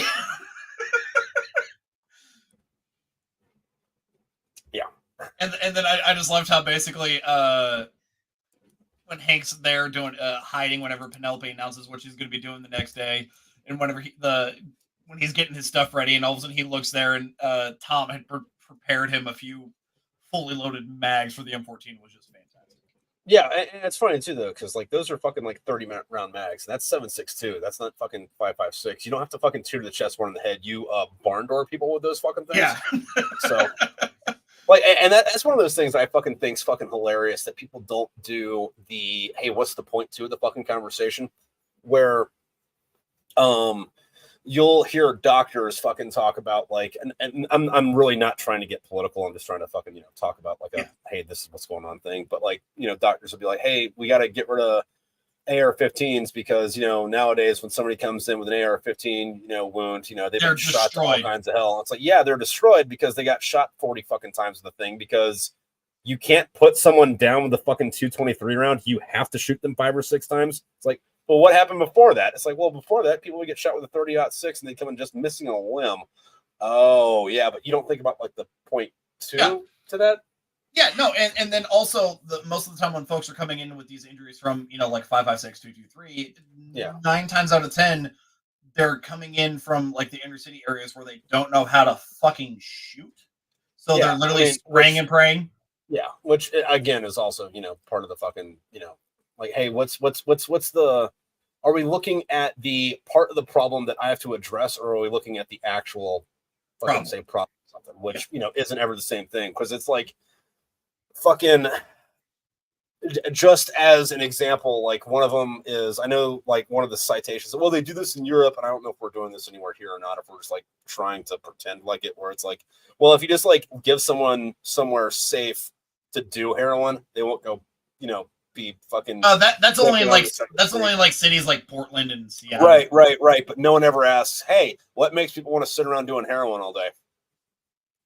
Like, do that one, not the give them a safe place. Do the why are you doing this in the first place, and not let's put you in jail for it, but let's fix whatever fucking mental problem you fucking have. Well, that also the biggest issue with that is also because like that heroin the heroin stuff came from the opioid pandemic from like Oxy and shit like that. Okay, yeah, so that is the thing, but like also again, you're looking at the fucking point too. Like like zoom out a little bit more. Like people that just like sit on their fucking porch and like drink and get drunk all day. It's like, all right, cool. That might be a problem if that needs to be a problem. But like, instead of saying, hey, you can't buy liquor on Sundays, why don't you ask why people want to sit around and just get drunk all day instead of doing something? Like that's the question you need to ask.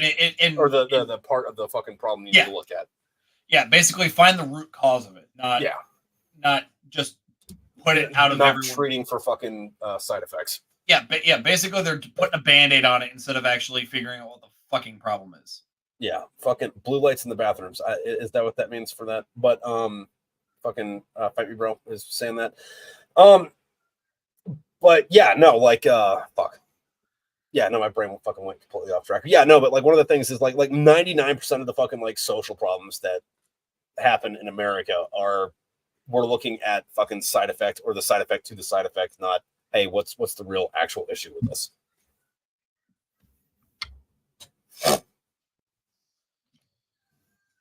But yeah. No, anyway, going back into that, and then when Hank and Penelope and Tom and Jenny meet the fucking crazy old guy with the fucking nuclear, the repurposed nuclear weapon in his backyard. Yeah, and fucking goddamn Steve fucking did a great job with them. Fucking like I said, crazy old cook guy. Whenever I was reading reading that character, it was literally the I don't know if you ever watched Critical Role, the D&D thing on YouTube. Yeah, that Jenny D chick. Fucking, I'm not saying she needs an OnlyFans because that's tacky to say, but like, I mean, I'd look at the leaked videos if she had them. I don't know.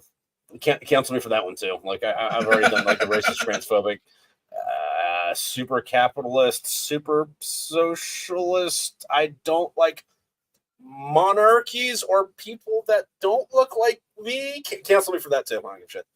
I'm in Tacoma. They started opening safe spaces, then putting blue lights in public bathrooms so they can see veins, make them go to the safe injection sites. Yeah, no. See, like instead of doing that, try to figure out why people are fucking. Not how people are getting a hold of fucking heroin, but like, oh no, why are you doing that, buddy? Speaking of which, whenever I was up in Seattle going to commercial diving school, I was talking with one of the guys that I was in the class with, and apparently one time during the winter up there, they were offering to get them into like a house, get them fed, get them clean, get them into a job and everything like that, but they had to stay clean. And like 80% of them declined because they didn't want to get clean. Yeah. So, root issue type shit, Yeah. But and I don't have an answer to that, but I do think that you should at least be going that far back in any fucking I have problem X. Well, don't solve for X. Look at fucking at least U or T. Yeah. Yeah. But anyway, going with what I was saying about the old crazy guy is whenever I was reading him as a character, I had Victor, which was the fucking if you watch the Legends of Vox Machina on Amazon, crazy dude that ended up missing fingers and everything like that. That's the voice that I had in my head. Nice. Because it fits. Nice. Yeah, no, I don't think I had anybody in my head for him when I was writing that, except for I did write that book in Swearing in Palms, and Victorville's not too far away from there, and that place is a giant shithole. And it's like, if I were the Russians, I'd bomb us out of spite. And then, like, that's why Penelope had that fucking thing where it was Hank and Penelope, and they're talking, and he's like, so do you think Penelope was like, do you think the Russians didn't bomb this place because they felt sorry for these assholes? And Hank's like, this place isn't that bad, Jesus. But no, I just love how they're going through Big Bear. They're barely there for a day, and then they start hearing rumors about them stuff. Like, hey, we gotta go. Yeah. Yeah, and the fact that they were driving by Jeep, and the rumors got there like the day after they got there. Dude, word travels fast, man, especially if you're in a fucking hub. I mean, think about it. Like, instead of, word going out in a million different fucking directions anymore, like you destroy the fucking planet or society or whatever. And instead of having, going from point A to point B, C, D, E, F, G or whatever, you go from point A to B or D. Those are the only two directions fucking shit's going. So, like, while it might not travel lightning fast like it does now via fucking iPhone, like, it's only going in fucking two directions, and it's not going to take long to get there anyway. Yeah. Especially in that fucking area, which is another reason that they kind of moved to fucking excuse me. Out towards fucking Ramona, is because, like, you got desert to one side and shit that's gonna get nuked to the other. So, like, the story would squeeze them into the fucking woods. Yeah. Because it's radiation or the sun. Yeah. Yeah. And let's be honest, we everyone's like, oh no, I'd rather deal with the radiation. No. Radiation. Yeah, you might want to deal with radiation in your head until, like, your cooked from guts, the inside. Your guts fucking fall out of your asshole. Yeah. I'm not trying to. I don't have to get too far into this. Like, go watch a documentary on, like, Chernobyl. Yeah, and body parts sleuthing off of you. Yeah. Like, fucking imagine the Demon Core is a good example. Yeah, no, I was gonna say, remember the end of Raiders of the Lost Ark? Imagine that, except for instead of it happening while you're screaming over the course of a few seconds, it takes a week or a month. Yeah, no, you don't want the radiation. Yeah, although sunflowers apparently fucking eat radiation. So, from what I understand, like, if you plant sunflowers in your topsoil, like, you can't eat those sunflowers, but, like, you do that 2 or 3 times, and it, like, you get good soil again. Yeah, and sunflowers are a good crop to revitalize the nutrients in the soil. Yeah. Granted, it's still better to do the rotation, so you're not. Oh well, yeah, absolutely. But, like, if you're supposed to have sunflower seeds in your fucking, like, nuclear Holocaust survival fucking bag, because that, like, helps you plant. Also, if your bug out bag is ammo, you're a loot drop. Like, that's all you are. Like, like at most you should have at the least you should have, like, ammo and, like, fucking mostly first aid shit, and also maybe a backpack of, like, this is how I grow a farm. Also, make sure you also have shit to purify your fucking water. Yeah, like the fucking the tablets that you can get. Iodine water. Yeah, the other one that people I don't think fucking do a lot is, like, they get, like, a Bic lighter and throw it in there. Like, that's good. It's like, no, you need, like, matches in a waterproof fucking bag. Like, that Bic lighter fucking wrap out. And here's the best part is that, like, you can make waterproof matches fairly fucking easily. It's called you melt the wax of a candle and you dip your fucking matches in the wax. Yeah. But, or, spend the money and get those fucking windproof, waterproof fucking matches that even if you... I think those are a gimmick. No, they're actually not. I've actually fucked with them, and like, down here where I'm at, it gets pretty fucking windy, and I've struck one up when we had some, like, 20-mile-an-hour winds going, and I had the fucking flame where I could light a fucking cigar on it. Nice. And then, like, because when you strike them and they're going, you can stick the whole thing while it's going underwater, pull it back out, and it reignites. Yeah. Because it's using magnesium. Yeah.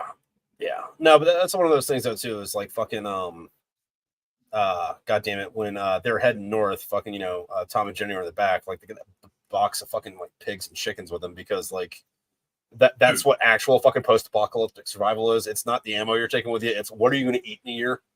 Yeah. And make sure that you have stuff to either get yourself food that doesn't deplete your resources very quickly. Yeah.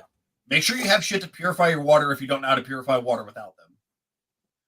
And have shit that you can fucking eat on the fucking way. Yeah.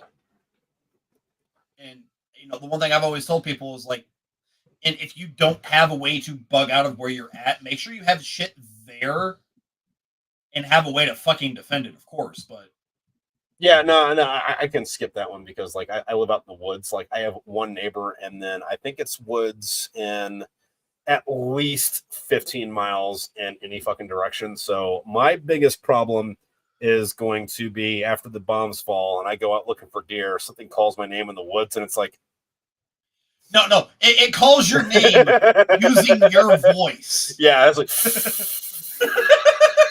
all right. That's when you pull out. That's when you pull out your 45 and pull out the trusted. Did it hurt? So there's we're in this D&D game, people at home, and one of the reoccurring themes is with your previous character. This ended up getting this character killed, but it worked like 5 or 6 times real fucking well. Now, granted, 3 of these times it was like 20, got it, but we face some demon or something that's going to kill everybody, and then it happened to have tits. Yeah, and it's like I asked, did it hurt? And then they're like, did what hurt? When you fell from heaven? And that's a 20. So we fucking or what? And then like our dungeon master is just fucking irate, but he can't. He got so tired of it. He instant killed all of us. Yeah. He fucking showed up and was like, all right, no, this is gonna kill you. Hey, so did it hurt? Yeah, it hurt. Fuck you. Oh.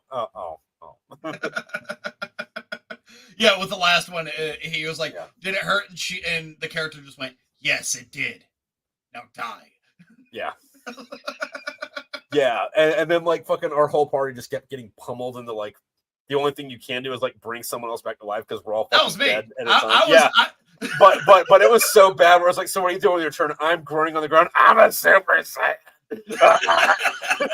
No, it was hilarious because Trip's character goes down. A few of the other characters in the party go down. I'm the only healer in the fucking group, and I'm just basically just bringing everybody back as best as I fucking can. They get up, they make it like a few steps, get dropped again. Yeah. Oh man, I am gonna have to fucking use that character or that character's name as a character in one of the books. As a character in one of the books somewhere, because I'm planning a book. It's not gonna be the next thing I write after Smoke Pit Fairy Tales. It's not gonna be. It probably will be in the next 5 things right after Smoke Fairy Tales is done. I mean, Smoke Fairy Tales is done for those of you that are listening on book-wise. We're just catching up on the audiobooks over here on YouTube. One of them is I want to write a story about the mech pilot in the second book, Get Some. It was fine to get some fucking Daedalus. But I don't have much for that guy's story except for 2 of the other pilots. One of them's fucking call sign is going to be Blow because his last name's gonna be Job, and you kind of have to. And another guy, his name's gonna be Juan Ramirez Schmidt, and his call sign's gonna be Beaner Schnitzel. And then that's all I've got for that, except for like they were F-18 pilots, and then like the Daedaluses came in and they like transitioned over that and then went to go fight World War III. That's all I got for them besides that. But that's also going to be a year or 2 away from now. I got notes, but I haven't started writing anything yet. Yeah. Speaking of which, going in with the fucking bringing in mech suits into the military and everything like that, the memes of all these people like when they're getting drafted for World War III and whatnot, they're like, oh well, I guess that we're gonna have to find someone else for the Gundam program or the Evangelion program or whatnot, and then they turn around then. In all actuality, they don't realize, no, you would not be anywhere close to being chosen for a program like that. Did you ever watch an anime called Martian Successor Nadesco? I might have. It's been a while. Okay. Fucking pretty much what happened was someone watched Evangelion and said, this is fucking stupid. Let's give this the Last Action Hero treatment. Yes. And it's 20 or 30 episodes of Evangelion, but last action Good. hero. And they got the main character looks like fucking what is the guy from Evangelion's fucking name? I don't fucking remember. Yeah, whatever. I'm just gonna call him Shiro because I think it's Amuro. No, that's Gundam. I'm just gonna call him Shiro because I'm probably right. But anyway, fucking they got the same voice actor for him. And Nice. what they do is they try to get him into the fucking Gundam or get him into the robot. And he says fuck it and gets on his bike and just like drives away. And they finally do get him, like they like force him into it. Like they hold him down and like shove him into the cockpit. And then He's like, he goes, no. yeah, and he goes and he does the superhero thing, and he only agrees to keep going on with the deployment if he can be the fry cook and just like only pilot it when he needs to pilot it. So for the bulk of the story, like he's the fry cook, and then like when shit goes down, he gets in the robot. Dude, now that I do need to watch that. I need to watch that now. I think it's on fucking Crunchyroll. I got the Blu-rays because I watched like 2 episodes on YouTube and I was like, no, I need to own this. Hold up. What was the name of it again? I can pull it up right now. Martian Successor Nadesco. But on that fucking, we are about fucking wrapping up time. Fucking, you got any save rounds for the crew at home? If you haven't already, buy the fucking books. If you haven't already, fucking go to Twitter or X and say, "Hey, fat electric." Yes. Don't bother that guy. No. Spam the fat electrician. Spam him with it. Basically, like, "Hey, one of the voice actors for the series sent you the books. We want to see you at least post something about it on fucking Twitter." You're gonna get that shit back in fucking 2 weeks. The return to sender fucking stamp on it. And then we're gonna have to do this next time and be like, hey, so you know Nick, the fat electrician? Yeah. You know how his like whole thing say he's fat? Yeah. What does it feel like to get called fat by that guy? Hey, fuck you, man. No, you see, you know what I'm gonna do if he returns the sender of that shit? I'm going to fucking then take that same one and then send it to the fucking unsubscribed podcast house. Yeah. Yeah. Dude, tell me that all of a sudden they're just like, wait, what the fuck? And Nick's like, why is this here? Yeah, fucking also before we go, yes, hey, fucking fight me, bro. Fucking thanks for fucking hanging out. Hold on, what is today? Today is I got you, Matt. Friday the 27th or Saturday the 27th. I am talking to next. I don't think I'm talking to anybody tonight. Monday night, I should be talking to Pickle, who played Fowler. And then on the 30th, I gotta I am double booked on the 30th. I gotta figure out what's going on the 30th because on my schedule, I got Aslandra Danstar, who played Jenny, and Steve Augustin, who played the crazy old guy and like the mech pilot at the beginning on the 30th. So I got to figure out what's going on with that. That might be a fucking afternoon and then a night thing, but I'll let you guys know when I'm closer. I don't think I got anybody the 31st, and then I don't know if I got anybody the first either. But Friday I'm talking to fucking Diane, who played Penelope, Aya, and Samantha. And then Saturday, I'm talking to Hollis Jo McCollum, who played some of the other random female background voices. And then on Sunday, I'm talking to fucking Ryan Day, who played Tom and one of the bandits. And then fucking the Wednesday after that, which is going to be the 7th, you're going to get chapter 1 of book 4. And we'll be rolling into Chain Smoke Your Problems Away. Yeah. So, again, if you haven't already done so, a lot of folks will say, oh, quit running this dick. But no, honestly, when I say that the Smoke Pit Fairy Tale series is one of the best book series I've ever read, I'm not. Well, it is, because I wrote it, of course. But no, like, when I say it is 100% in my top 3, I'm not even fucking joking. Like, it's a fantastic series. I'm happy that it ran its course, but I'm also sad that it's over. Well, I mean, it's not over. I mean, yeah, the books are over, but like we're not even halfway through the audiobooks. Oh yeah. No, with the audiobooks, it's going through, and I'm like, oh hey, yeah, because I'm going through, and when I'm reading through the parts, I'm like, oh hey, yeah, I remember reading this before. Yes, yeah. I get to read this part. Yeah. But on that, ladies and gentlemen, we will catch you fucking later. Y'all fucking good night. Catch y'all around.